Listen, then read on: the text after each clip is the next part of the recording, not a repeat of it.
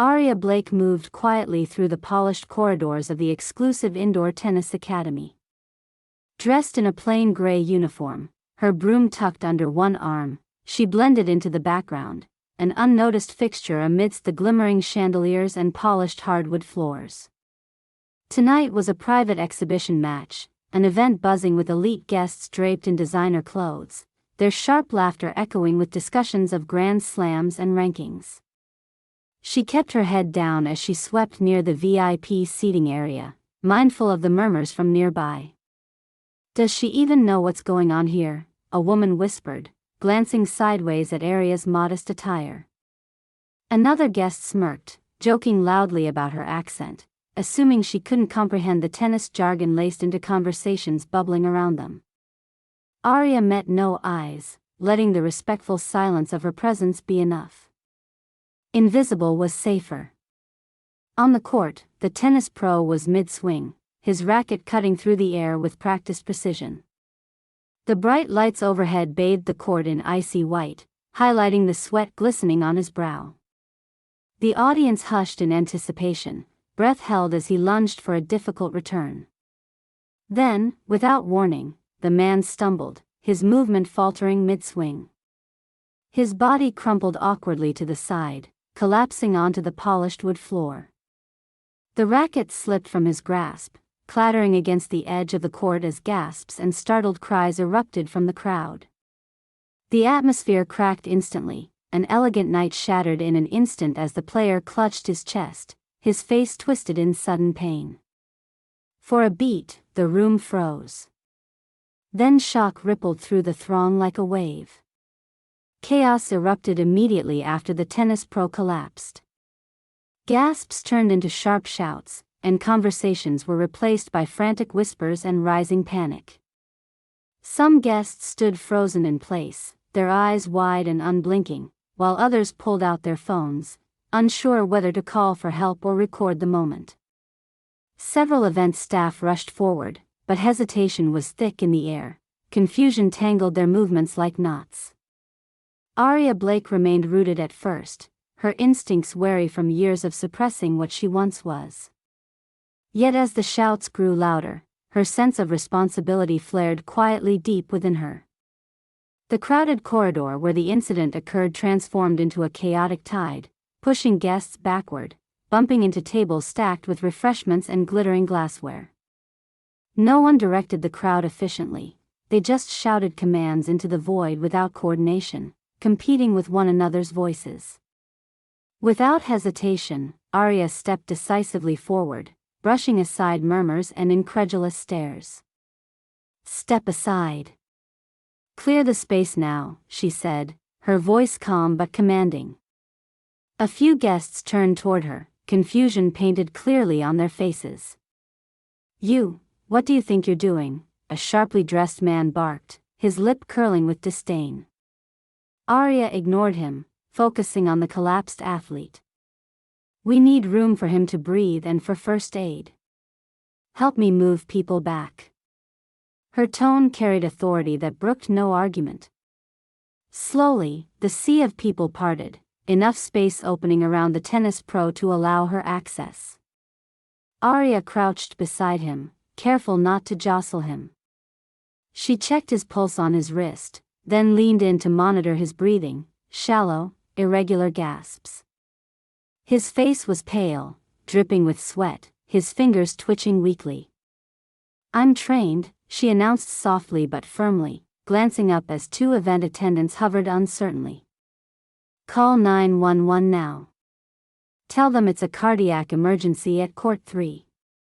The attendants nodded, one sprinting away with phone in hand. Aria's calm presence began to root out the swirling panic. "You," she said quickly to a man nearby. "Grab the defibrillator from the medical station in the hallway, fast." The man hesitated, but the sharpness in her voice spurred him to action. Meanwhile, she placed one hand on the athlete's forehead, the other beneath his jaw, tilting his head back slightly to open his airway. A woman nearby tiptoed forward, voice trembling. "Shouldn't we wait for the paramedics?" Aria's eyes flicked to hers, steady and no nonsense. No. Every second counts. Until they come, we need to act. She began CPR with careful, efficient compressions, counting steadily under her breath to maintain rhythm. As she compressed the chest, her foot tapped slightly on the ground, steady metronome echoing in the tension-filled space. Heartbeats and gasps from the crowd syncopated with her motions, the audience watching in stunned silence now. There were no longer jeers, snickers, or dismissive glances. The entire room was captured by the urgent truth of the moment.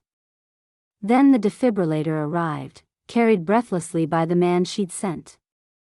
He held it awkwardly, fumbling to open the case, but Arya took it with decisive ease, setting the pads on the patient's chest exactly where needed.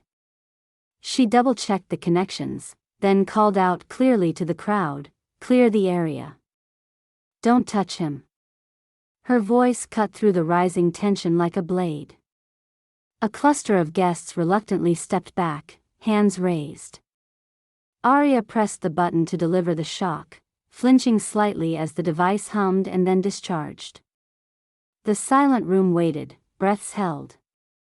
The tennis pro twitched slightly, his pulse improving under Arya's hands. Gentle gasps swelled into low murmurs of hope as his eyelids fluttered open.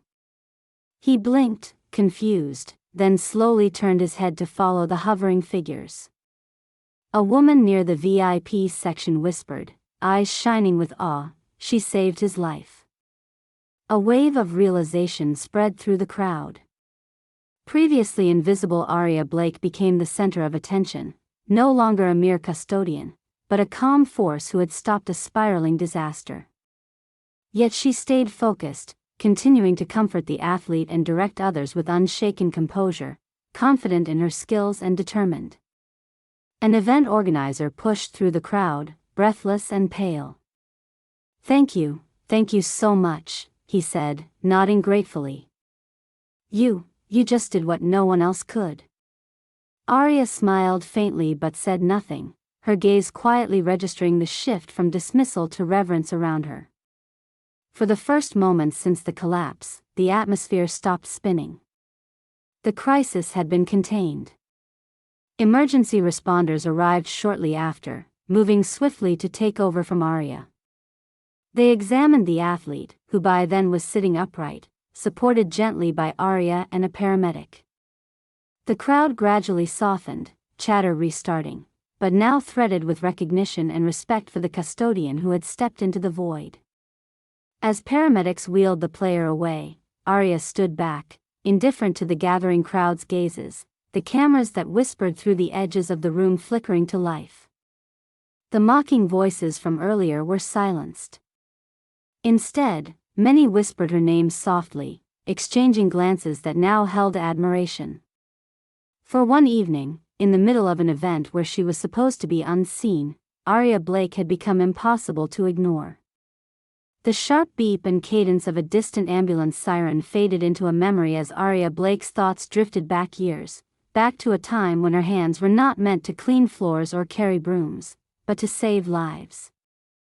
She was once an emergency medical technician, a paramedic, respected and confident. At a bustling city hospital, she moved with practiced precision. A young man gasped for air in cardiac arrest. Without a second thought, Arya and her partner slid the gurney into motion. The fluorescent lights blurred, but her focus never wavered. Early morning, rain pounding the windshield of the ambulance, siren blaring, every second a race against time. In one memory, she kneels on a rain-soaked street corner, guiding a nervous new recruit's trembling hands as they locate a vein for an 4-line. Her voice is firm yet soothing, "Find the vein here, steady your breath. You're the difference between life and death." The rookie nods, inspired by Arya's calm and certainty. Another scene shows her directing paramedics in the back of a speeding ambulance, the patient unconscious, choices made in split seconds, dose of medication, rapid heart rhythm defibrillation, procedures learned from years of grueling training and sleepless nights. She is surrounded by a blur of movement, brilliant minds focused on a fragile human thread holding life and death. Her hands never shake. Yet life was never only the emergency room and the siren call. Her daughter, little Mia, with wide eyes and a laugh that could brighten any gray day, was her world outside the chaos. But tragedy wove its cruel thread quietly beneath the surface. A mistake, tiny yet irreversible, during a rush call, somewhere between protocols and hospital rules, led to a medical error. The patient survived, but the incident left permanent marks on Aria's career. Internal investigations, blame spreading like wildfire, whispers that questioned her judgment. Though she kept her promise to save lives, she couldn't save herself. The stress frayed her spirit. The courts became a battlefield of custody hearings. Exhausted and broken, she lost the right to raise Mia. The hope of rebuilding with her daughter dimmed as her professional life unraveled into disarray. The relentless pressure, guilt, and grief pushed her to walk away, to give up the paramedic uniform and the adrenaline that came with it. She retreated into simpler, quieter spaces. The transition wasn't easy. Early mornings with broom in hand replaced the furious rush of emergency calls. Her earnings no longer supported the life she once led. She moved closer to Mia's school, working custodial jobs, mundane, unseen, quietly patient, hoping to keep a foothold near her child's life. Her uniform was rough, her accent often misunderstood by the suburban elite in tennis clubs and similar refined places. Nobody knew, or cared, about the woman beneath the dust and mop. Late at night, when the corridors of the school fell silent, Aria would sit on the cold tile floor, her back against a brick wall, notebook in lap. There she wrote notes on emergency response, reviewing protocols long memorized and stored like precious treasures. A voice whispered in her ear, the reminder of who she was, what she could still do if someone would only let her. Her hope remained hidden, skinned and bruised, but alive. On a bleak winter evening, memories pressed heavily. Her daughter's laughter in the distance, the ache of absence sharper than any physical wound. Then the sterility of a hospital waiting room during custody hearings. The loss folded tight around her heart, coils of regret and sorrow. Yet even in pain, Aria harnessed resilience. She refused to crumble completely, not when she had trusted hands, a keen mind, and the knowledge of lives saved. She knew better than most that courage was not the absence of fear but action despite it. Today, sweeping the glossy floors of the elite tennis academy, those skills were buried beneath plain fabric, obscured by dusty shoes and silent footsteps. Yet, when the pro collapsed mid-swing, that past surged forward without hesitation, walking boldly where doubt had once lingered. Her story was one of grace under pressure, hidden beneath years of invisibility. And now, as the echoes of the crowd's surprise rippled through her memory, she stood silently grateful for the chance to step back briefly into the role she once embodied with such fierce dedication, lifesaver. Not custodian. Not a woman whose voice was barely heard. But someone who, in the midst of splendor and elite airs, made a difference. The past, painful yet powerful, shaped the woman she was in this moment. A moment that meant everything. The manic pulse of the evening had settled into a calm hum, but the tremors from the crisis were still rippling through the tennis academy, this time with a profound shift. Where moments before Aria Blake had been nothing more than a background presence, a passing shadow in a gray uniform, now she stood at the center of wide-eyed whispers and heartfelt nods. Words started spreading quietly at first, as guests exchanged low conversations about the custodian who'd acted swiftly and expertly when the tennis pro collapsed mid-swing. Smartphones had recorded the critical moments, clips of Aria kneeling by the player, administering emergency aid, and commanding the crowd with unyielding composure buzzed through social media channels.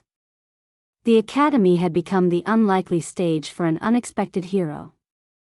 In a quiet corner, event organizers huddled and conferred with a newfound respect.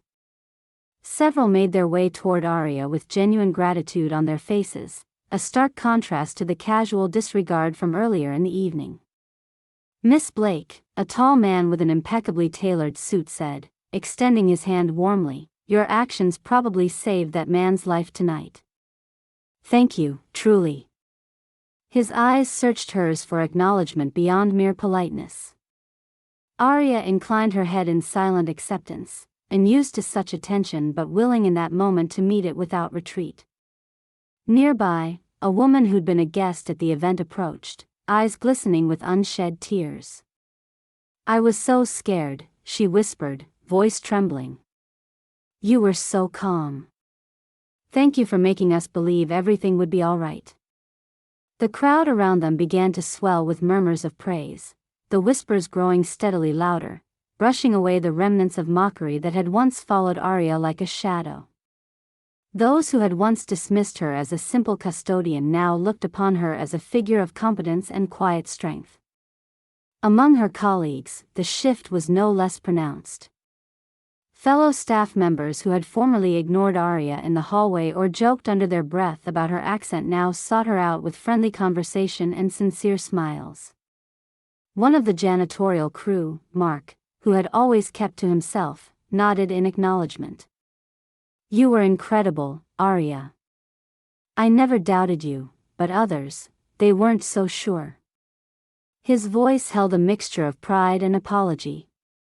Throughout the evening, guests began to approach her with genuine interest, shaking her hand or simply nodding in recognition. The line once invisible to her became a gathering point.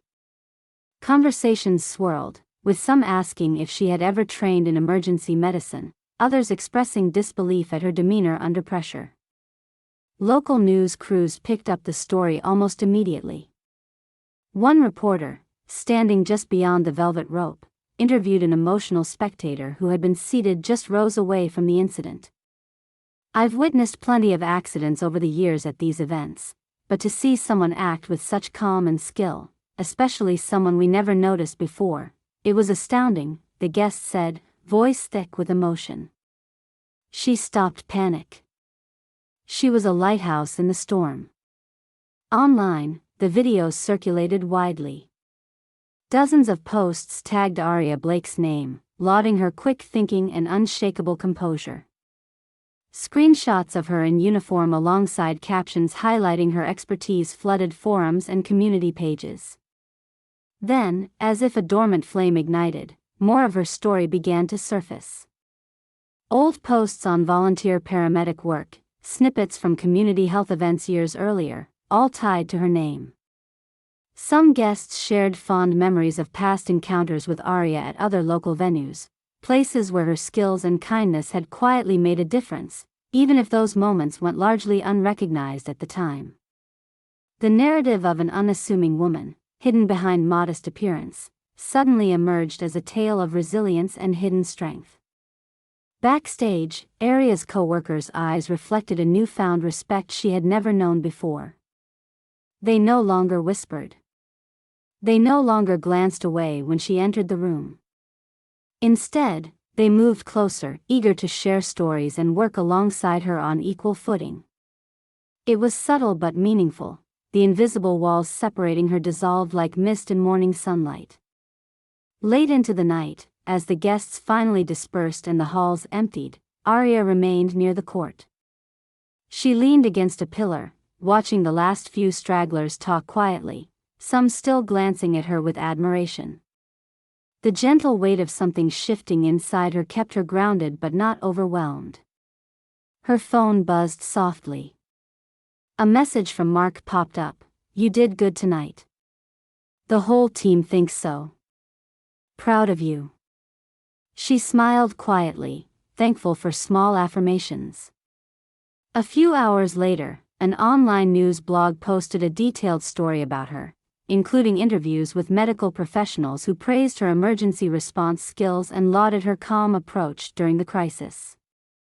They highlighted her previous experience in paramedicine, which was a revelation to many who had never imagined the sweeping, plain-faced custodian was once carrying the responsibility of saving lives regularly. In messages flooding her inbox were grateful notes from tennis fans, staff, and strangers moved by her presence, not just as a hero in an emergency but as a symbol of dignity behind humility. This wasn't simply about saving a life, it was about the profound shift in perception, the visible recognition of a woman who had carried so much quietly. For the first time in a long while, Arya sensed that the identity she had hidden beneath the dust and scrubs could be acknowledged openly without shame or apology. The invisible woman now had a voice, heard and honored among the high ceilings and glossy floors she once swept unnoticed. As dawn creeped closer and her shift ended, Arya locked up the cleaning closet with a steadiness she had not felt in years. Stepping out into the crisp morning air, she paused to look back at the gleaming academy, the venue where a true turnaround began, not just for the tennis player's life but for hers as well. The world had shifted its gaze toward her, not to mock, but to celebrate. And somewhere within her, a quiet ember glowed, ready to become a steady flame. Weeks passed since that fateful night at the tennis academy, yet the ripples of Arya Blake's decisive actions continued growing in scope and intensity.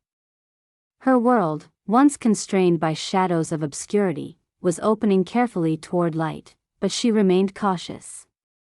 The memories of loss and doubt still lingered in the corners of her mind. Still, something stirred deep inside, a restless hope, rekindled by the gratitude and respect she had collected. One crisp morning, as the sun filtered gently through the small window of the cleaning closet she now occupied during her shifts, Arya's phone vibrated insistently. The screen lit up with an unknown number and a message that made her heart pulse irregularly, an invitation to meet with Dr. Lillian Weber, director of the city's prestigious paramedic recertification and instructor training program. The message was courteous but clear, leaving no doubt that this was a significant offer, a chance to return to the profession she'd abandoned, this time not just as a frontline medic but as an instructor shaping the future of emergency medical care. Arya stared at the message for a long minute, breath catching in her throat. The old fears surfaced, the pain of past mistakes, the memory of lost custody, the fragile self-doubt she had carried like a hidden weight for so long. Was she ready? Could she face the pressures she had fled? That evening, seated quietly on a park bench near Mia's school, she pulled her jacket tighter around herself as the autumn wind whispered through the trees. She scrolled through social media posts praising her calm confidence, hundreds of comments sharing stories of similar moments of vulnerability and courage. Messages flooded her inbox from strangers, event organizers, even the tennis player's family, expressing profound thanks. Somewhere in this collective outpouring, she found strength. Her phone buzzed again.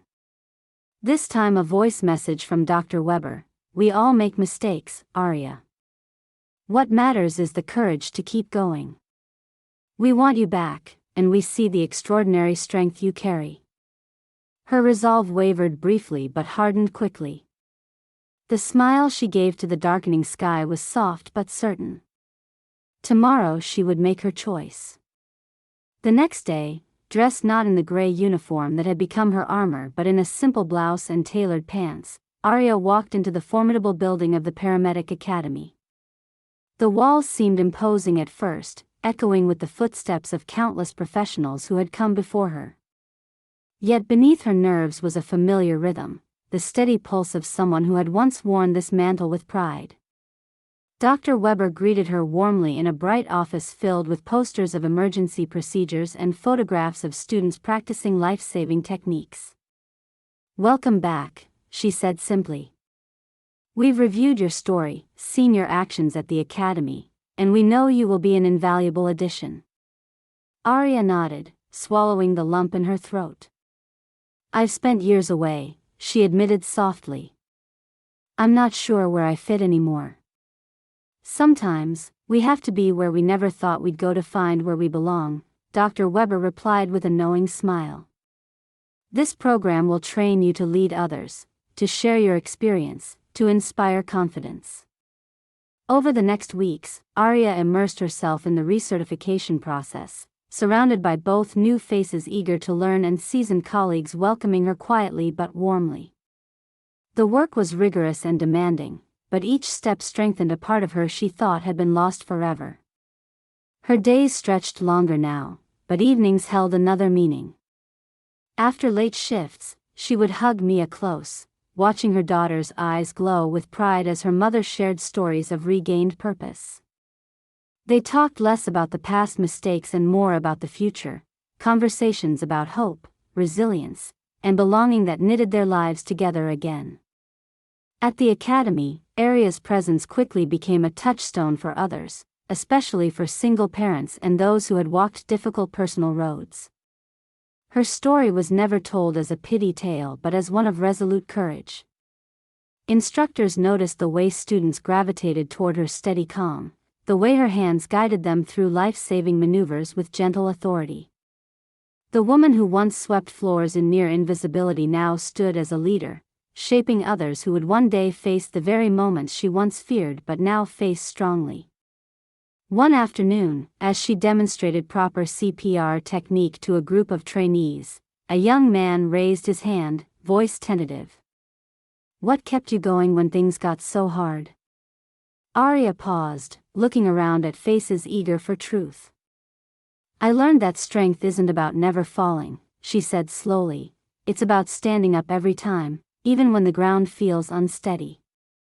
It's about hope. And about love, for yourself, and for those you serve."